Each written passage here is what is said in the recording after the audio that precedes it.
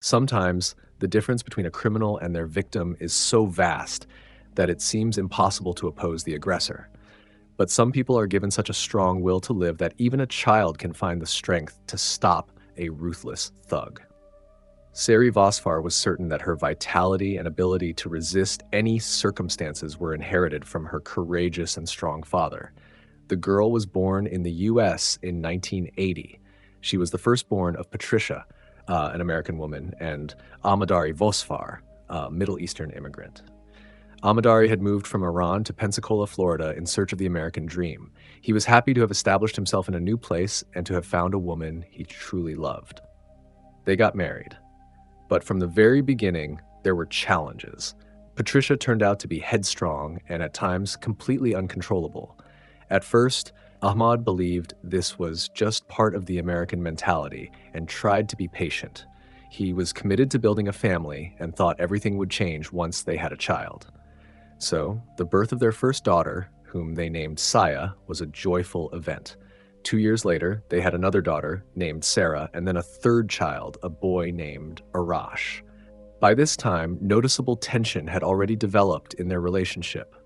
Patricia had an unpredictable and quarrelsome nature. She was neither disciplined nor obedient, as Ahmad had expected based on his cultural background.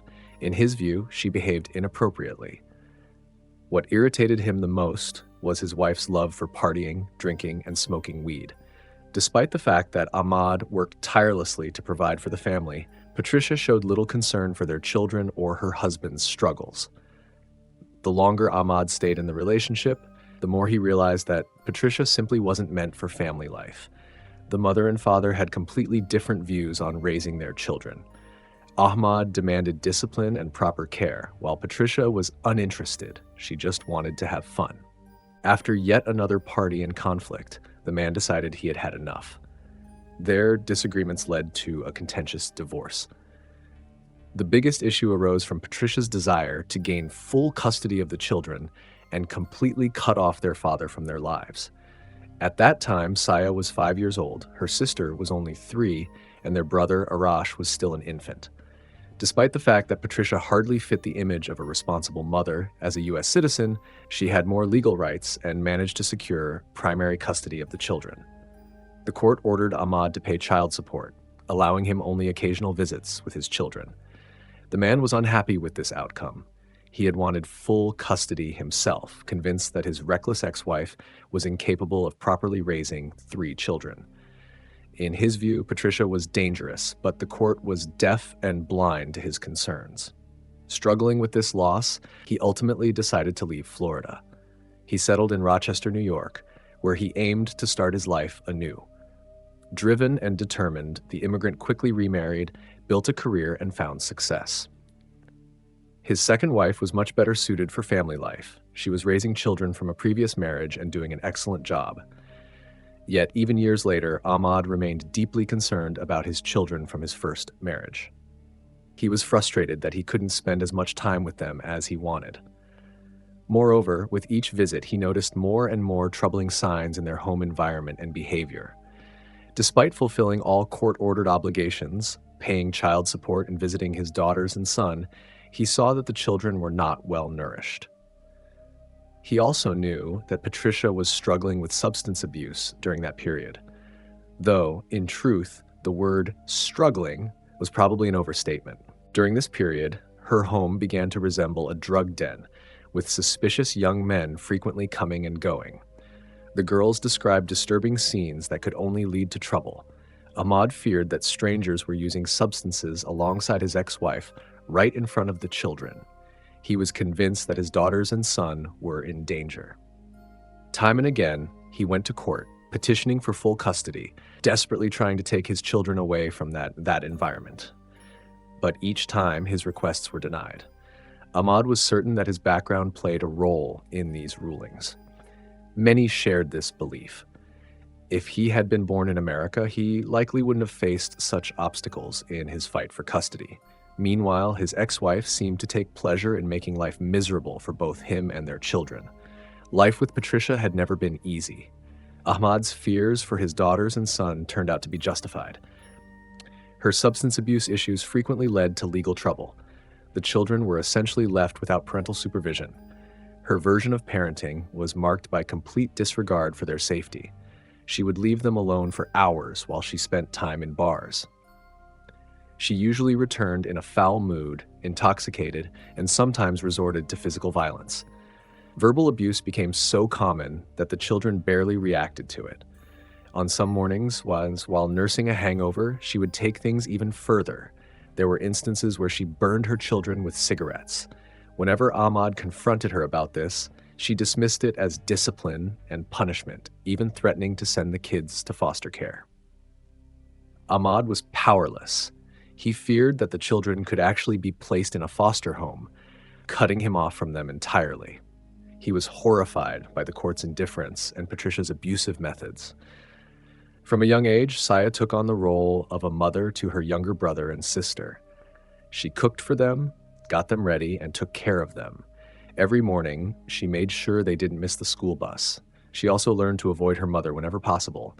Every interaction with Patricia ended in insults and pain. While their mother partied in random bars and apartments across the city, the children could go days without seeing her. The girls became especially close, as 6-year-old Sarah was already able to help 8-year-old Saya take care of their brother and manage household chores. They bonded so much that they even dressed alike and looked similar, often being mistaken for twins. Unfortunately, Patricia's reckless relationships and unstable behavior had not yet reached their peak at this point. The negligent mother met a boyfriend named Raymond Wake. At first, he seemed like a pleasant man. He treated the children warmly, even bringing them treats and gifts they rarely saw, quickly winning their affection. However, behind this facade of friendliness lurked a criminal involved in burglary, possession of illegal substances, and many other horrific acts. Patricia was unaware of the dark side, yet Ahmad was certain that this wouldn't have stopped his ex-wife, who had hit rock bottom, from getting to know and forming a relationship with a potential criminal. On the contrary, she was happy that Ray helped with the children and that she had no more worries. Her indifference as a mother and her struggles with alcohol created the perfect opportunity for Raymond to indulge his twisted fantasies. The charm of friendly Ray quickly turned into unease. Despite his age, Saya immediately noticed unusual traits in his behavior. Even when surrounded by several adults, her mother's boyfriend showed no interest in interacting with people his own age. Raymond often looked for moments to be around the girls, sometimes entering their space when they were engaged in their own activities. When he stayed over, he would occasionally enter the bedroom while Saya and Sarah were preparing for bed. He would remain in the corner for a while, but wouldn't interfere with their personal space. The older sister noticed his gaze, which struck her as odd. She discussed it with her sister, and she too understood what was going on. She also felt uncomfortable when he stared at them, and both girls felt uneasy in his presence. Ray's insistence on spending time with the children caused them to feel disturbed. Realizing what was happening, Ray began to behave aggressively toward the older girl, threatening to harm her brother and sister if she decided to tell anyone about what had occurred. Ray continued to use his power, trying to cover up his actions. However, Saya was determined not to share this with anyone, as she genuinely feared for the safety of her loved ones. The man was not concerned that Patricia might catch him, as she was either not home or was drunk and incapable of protecting the children. This situation continued for several months until Patricia decided to end her relationship with Ray. She found herself in a difficult position, realizing she had become involved with a dangerous man and made the decision to end the relationship. Ahmad never learned about the horrors that Saya endured during that time. Saya herself breathed a sigh of relief when Ray disappeared from their lives, but she was hasty in her relief. During this period, the woman began spending even more time at bars, leaving the children to fend for themselves for entire days. She chose illicit substances, alcohol, and chaotic relationships over being a responsible mother. On September 21st, 1988, Patricia left for another party, leaving her new boyfriend in the apartment. A couple of hours later, he left and joined her at the bar. For 8-year-old Saya, this wasn't unusual. She had already become accustomed to taking on the motherly role for her family. The girl had prepared breakfast, laid out clothes, and got everyone into bed the night before, leaving some tasks for the morning.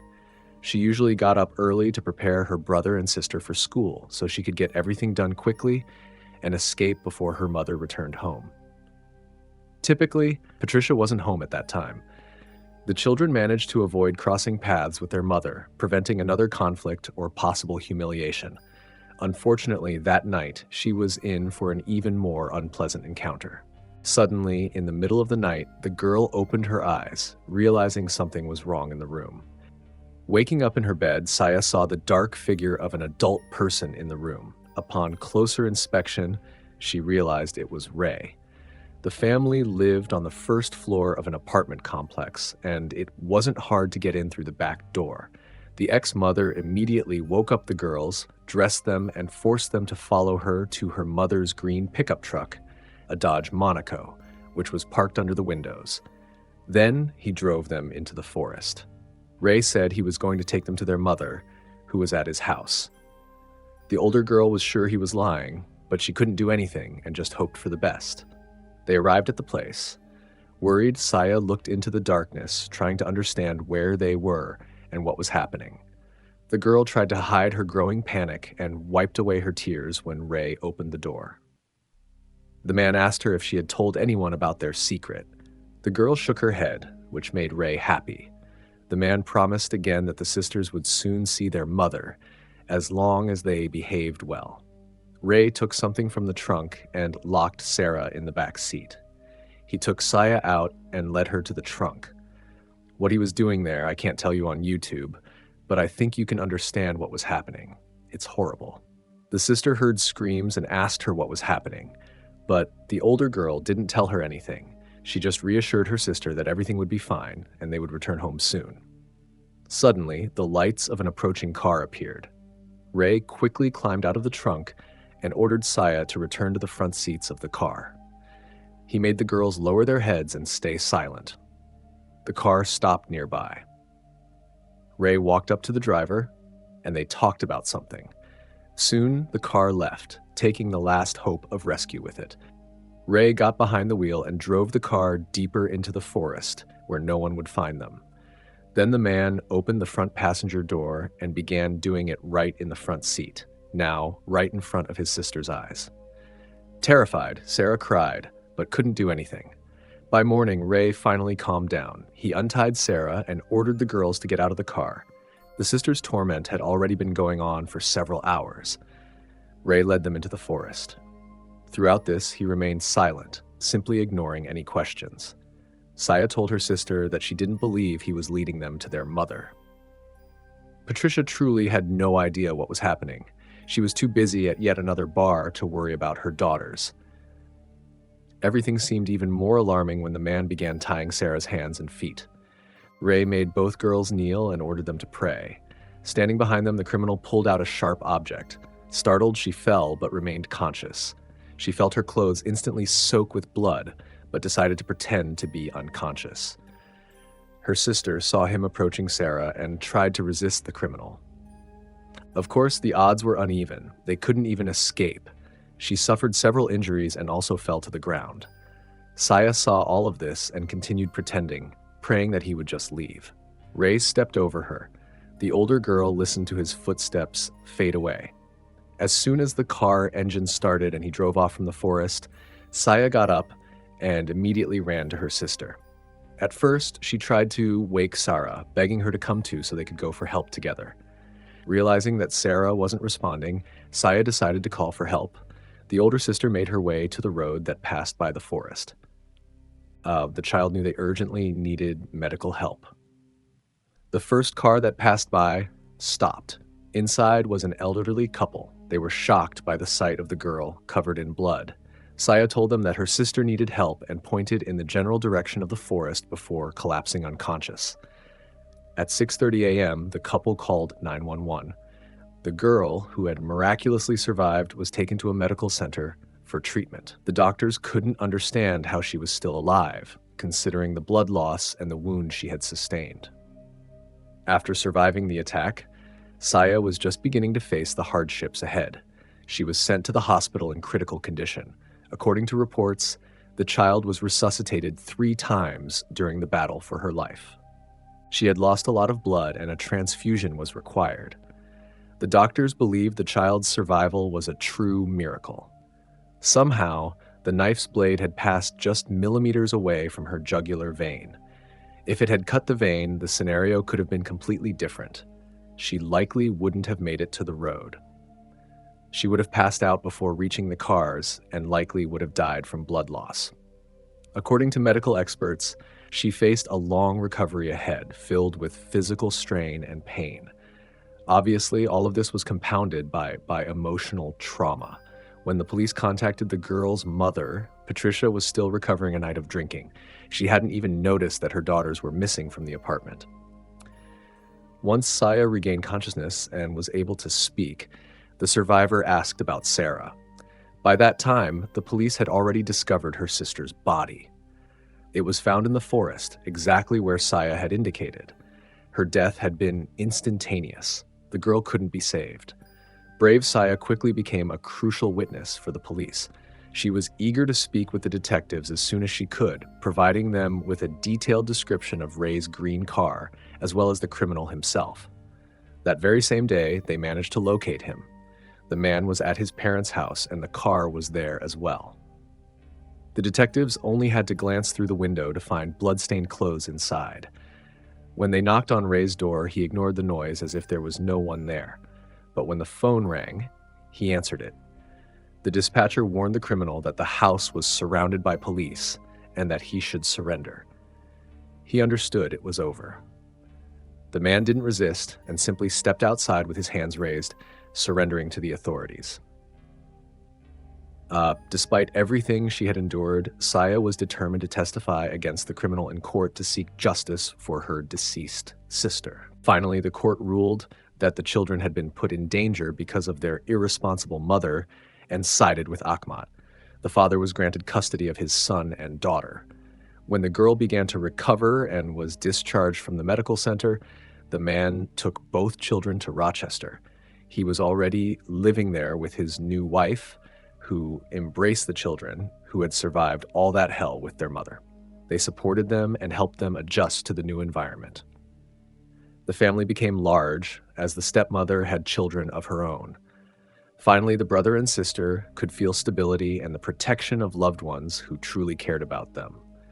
From the very beginning, Ray denied his involvement in the attack on the children. However, searches of his house and car uncovered many significant pieces of evidence. Most notably, traces of blood on his clothes and in the car, as well as on Saya's body, indicated violent actions. The key evidence against the defendant came from the testimony of the girl who had miraculously survived the incident. Nevertheless, the detectives needed a long time to gather all the evidence and prepare the charges that the prosecution could present in court. The hearings began in mid-1989. Until that point, Ray had not admitted to any of the crimes, including kidnapping and inflicting bodily harm. According to him, someone had stolen his car on the night of the incident with the children. He claimed he was at home, relaxing, and didn't notice what had happened. The investigators were convinced Ray was lying. According to the prosecution's version, he broke into his former partner's apartment with a crowbar around 1 a.m. Afterward, he took Saya and her sister Sarah and drove them to the forest, where the tragic incident occurred. By the time the hearings began, the surviving girl was already 9 years old. She remained determined to seek justice, so she eagerly traveled from her father's home in Rochester to Florida. During the hearings, Ray constantly tried to intimidate the child, staring at her with a threatening gaze. But this didn't stop Saya from recounting the details of that horrific night. Thanks to her, investigators were able to find her sister's body about 150 meters from the road running through the forest area. Tire tracks matching Ray's car were found nearby. Detectives also discovered fabric scraps with bloodstains, which later turned out to be parts of clothing found in the defendant's car. Ahmad was deeply affected by the loss of his younger daughter, Sarah. He was eagerly awaiting the court's decision, hoping that this time justice would be on their side. Patricia, on the other hand, showed much less involvement in the proceedings. It seemed like for her, it was just another excuse to drink. The defendant was not about to give up, as the charges carried a death penalty, and he felt he had nothing to lose. Despite all the evidence, which the prosecution believed was irrefutable, Ray continued to insist on his story about the car theft, calling all other evidence planted. When this didn't work, he started claiming that the police had broken the law by arresting him without a warrant. The court rejected these claims. Even without the physical evidence found after the arrest, there was enough grounds to detain the suspect. From the start, the prosecution acted with confidence. The defense lawyer himself believed in his client's guilt, so he focused not on denying the charges, but on trying to avoid the death penalty. The jury predictably found Ray guilty of first-degree murder, kidnapping, rape, and attempted murder. It was decided that the appropriate punishment for him would be the death penalty. Disagreeing with the verdict, Ray and his lawyer began to take action. This led to a series of appeals and other legal maneuvers that continued to delay the execution of the death sentence, allowing him to keep living in prison despite the verdict. Likely, he harbored a deep hatred for his little victim, whom he could never defeat. Ray even continued trying to torment Saya, repeatedly sending threatening letters, calling her a liar, who unjustly took away the freedom of an innocent man. However, the brave girl no longer took his threats seriously. She lived with her stepmother and father and truly felt safe there. Ahmad had created a supportive and stable environment for her, something she had never known until that point. On the outside, everything seemed to be going well. Unexpectedly, Patricia again interfered with this idyll. Despite her previous offenses, she attempted to regain custody of the children. This led to a prolonged court battle, and their father desperately fought to prevent any meetings with their mother at all. The children themselves didn't want to see her after everything they had been through. They even blamed her for Sarah's death. However, the grieving mother succeeded in getting them to visit her occasionally and spend holidays with her. Everything they had endured should have brought Patricia to her senses. But no, she did not change her cruel habits. She continued to drink and use substances, losing control and taking it out on the children. During their first holiday with her, after several days of drinking, she lost control, attacked the children, and burned them with cigarettes. Unfortunately, Ahmad once again couldn't do anything about it. The law was blatantly obstructing him. Patricia herself didn't allow the children to receive help, and the police seemed to turn a blind eye to all the reports of domestic violence. Social workers who frequently visited their home also appeared to ignore the situation. When Saya and Arash grew older, they had the right to decide for themselves how they wanted to live. Naturally, the teenagers didn't want to visit their mother and begged their father not to send them to Florida. In the end, both completely severed ties with their mother. Patricia wasn't about to give up easily and kept looking for loopholes to take the children back. Ahmad had no choice but to turn to the New York judicial system to gain full custody rights. He couldn't completely exclude contact with their mother, as the law made that impossible. In Florida, the court ruled that suspending full custody from Patricia was only a temporary measure. Despite her history of neglectful and outright dangerous behavior towards the children, the judge claimed that Patricia wasn't responsible for what had happened to Sarah and Saya. It was entirely Ray's fault.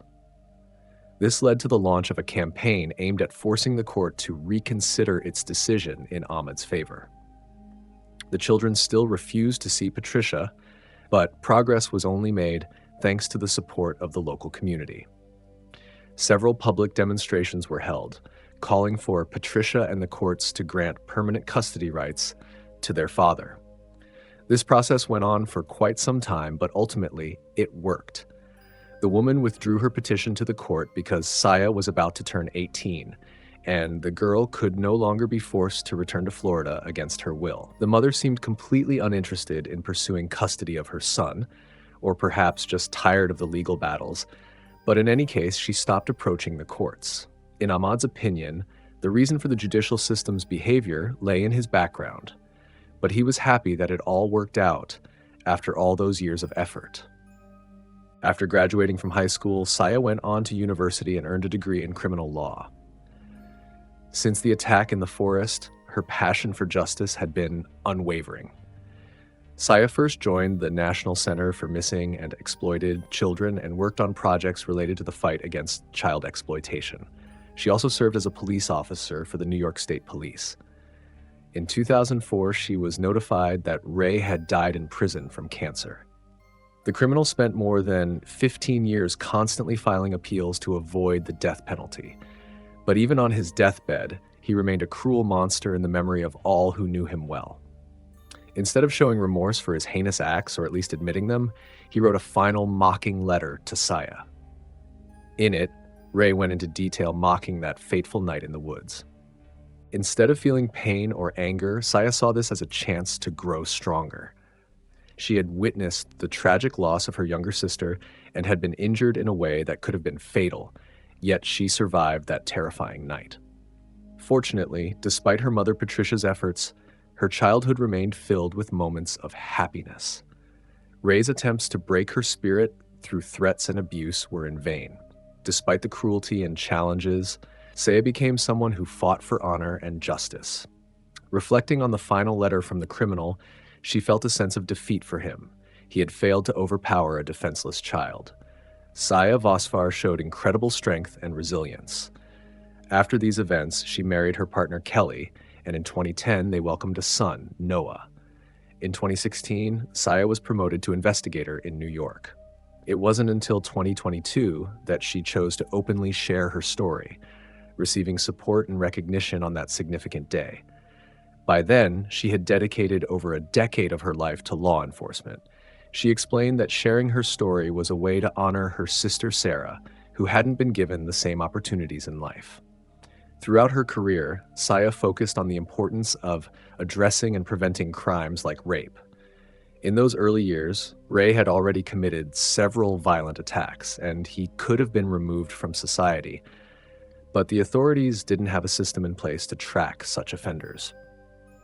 Though Saya often wondered if it would have made a difference, given her mother's behavior, she still dedicated her life to helping others. She has spoken to various groups about her experience, showing how she not only survived, but also found a way to heal and continue believing in herself and humanity. If you enjoyed my work, please consider subscribing to the channel and supporting this video with a like. Let's discuss this story in the comments. Thank you, and take care.